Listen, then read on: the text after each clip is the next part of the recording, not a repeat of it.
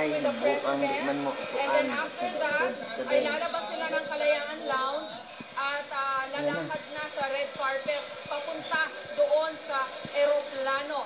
Ayan naman na, nagko-queue na yung mga performers dito sa harapan ng eroplano ng Santo Papa. Kasi may 500 pong mga estudyante, yan, gumagana yan. banda, lyre, Maano siya, mabilis.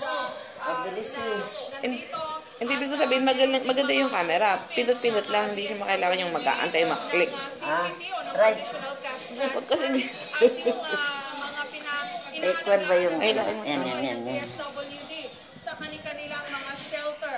So ayan, sa mga sandaling ito ay nasahan natin na nasa loob na ng Kalayaan Lounge ng Villamor Air Base ang mga VIP. Ayan na nga si Pangulong Aquino at ang Santo Papa.